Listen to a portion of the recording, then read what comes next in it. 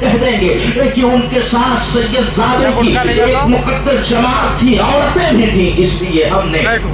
ان کے قافلے کو اور ان کے قبیلے کے افراد اور ان کے اہل و عیال کو ہم نے اپنے سپاہیوں کے دستوں سے دور رکھا تھا، جو کہ رات میں جب ہم نے نیند کیا ہوش میں آرام کی نیندیں لے رہے تھے تو ان لوگوں نے رات ہی میں سفر کر کے چلے گئے، اس لیے میرے پاس عذر بچ جائے گی۔ لیکن حضرت امام حسین رضی اللہ تعالیٰ عنہ کہتے ہیں نہیں میں ضرور جاؤں گا، لوگوں نے مجھے بلایا ہے اور لوگوں نے مجھے اس بات کی نشان دہی بھی کی ہے کہ انہیں ایک امام کی ضرورت ہے، انہیں ایک قائد کی ضرورت ہے۔ چنانچہ یہ حضور کی جناب حر کی عیساری تھی، وہ اپنے محبت کے انداز میں امام حسین سے کہہ رہے تھے مگر ان قریب دوسرا دن گزرتا ہے، 3 محرم الحرام شریف کا دن ہے، مقام ذی حشن میں حضرت امام پاک کا قافلہ ٹھہرا ہوا ہے۔ جناب حر کے پاس ابن زیاد نے پھر عمرو بن سعد کو منتخب کیا اور منتخب کرنے کے بعد اس نے عمرو بن سعد کو بلایا اور عمرو بن سعد کو بلانے کے بعد کہا کہ یہ لو اور 4000 سپاہیوں کا دستہ لو، اور 4000 سپاہیوں کا دستہ لینے کے بعد تم جانا اور جانے کے بعد حسین سے میری بیعت تسلیم کرنا، اگر وہ مان جائے تو ٹھیک ہے، اگر وہ نہ مانے تو ان کو کسی بھی ہلنے بہانے سے قتل کر دینا۔ چنانچہ ابن زیاد نے عمرو بن سعد سے کہا، اس وقت زمانے میں فساد ہو گیا تھا اور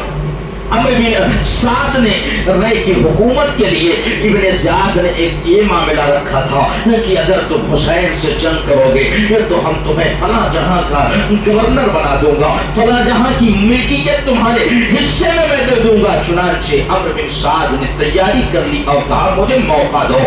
کہ میں سوچ لوں، 1 دن کی مہلت مانگی، ابن زیاد نے مہلت دے دی۔ اس کے بعد وہ دنیا کے نشے میں آ کر کے، دنیا کی دولت کے چکر میں آ کر کے اس نے منظور کر دیا اور منظور کرنے کے بعد 4000 سپاہیوں کا دستہ ابن زیاد کا امام حسین کے پاس آیا اور امام حسین کے پاس آنے کے بعد اب جناب حر کی معیت ختم ہو گئی اور ابن سعد کی معیت میں یہ تمام افراد اور تمام سپاہی ہو لیے۔ حضرت امام حسین رضی اللہ تعالیٰ عنہ نے دیکھا کہ 4000 سپاہیوں کا دستہ آیا ہوا ہے، لیکن اس سے پہلے حسین بن نمیر جو شخص تھا اس نے ناکہ بندی کر رکھی تھی اور جو بھی حسین کے یادگار اور حسین سے محبت کرنے والے افراد آنے کی کوشش کر رہے تھے ان لوگوں کو روک رکھا تھا، ان لوگوں کے ذہن و فکر کو پڑھتا تھا کہیں ایسا نہ ہو کہ لوگوں کی جماعت آ کر کے حسین کے ساتھ ہو جائے اور ابن زیاد کا یہ تمام منصوبہ ناکام ہو جائے۔ چنانچہ حضرت امام پاک علی جدہ علیہ السلام نے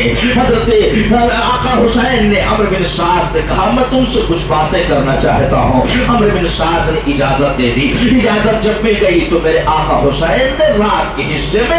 20 سپاہیوں کے ساتھ اپنے خیمے سے نکل کر کے ایک کونے میں جا کر کے کھڑے ہو گئے اور باتیں کرنے لگے اور کہا اے عمرو بن سعد سنو میں تم سے ایک بات کرنا چاہتا ہوں کہ اب ارادہ یہ ابن زیاد نے بنا لیا ہے اور یزید کا بھی ارادہ ہے مجھے قتل کرنے کا، مگر میں تمہارے سامنے 3 باتیں رکھتا ہوں، ان 3 باتوں میں سے اگر تم 3 باتوں کو قبول کرو گے تو یہ ہمارے لیے بڑا اچھا ہوگا۔ ایک تو بات یہ ہے کہ میں جہاں سے آیا ہوں مجھے دوبارہ جانے دو، میں واپس مکہ چلا جاؤں، اور ایک بات یہ کہ مجھے اجازت دے دو میں کہیں دوسرے ملک میں چلا جاؤں، وہاں دین کی تبلیغ کروں، اور تیسری بات یہ کہ تم مجھے لے چلو اور ابن زیاد کے پاس لے چلو، میں اس سے باتیں کروں گا اور اس سے بات کر کے میں مشورہ کروں گا اور مشورہ کرنے کے بعد صلح کر لوں گا، جس طرح میرے بھائی جناب امام حسن نے حضرت امیر معاویہ کے ساتھ صلح کیا تھا۔ عمرو بن سعد نے کہا یہ تو بڑی اچھی بات ہے، اگر آپ نے ایسا کر لیا تو یہ تو بہت بڑی بات ہے، اس لیے کہ ہم آپ کو قتل نہیں کرنا چاہتے۔ عمرو بن سعد جانتا تھا حسین کی عظمت کو، عمرو بن سعد پہچانتا تھا حسین کی عظمت کو، اسے ہی تھا حسین کی شان کو، اس لیے کہ وہ کوئی اور نہیں تھا، حضرت سعد بن ابی وقاص کا بیٹا تھا جو عشرہ مبشرہ ہے، جن کو سرکار نے جنت میں دنیا کی بشارت دی تھی۔ حضرت سعد بن ابی وقاص کا شہزادہ تھا، عمرو بن سعد اسے معلوم تھا یہی حسین ابن علی ہے کہ جن کو اپنے کندھے پر بٹھا کر مصطفیٰ سواری کیا کرتے تھے،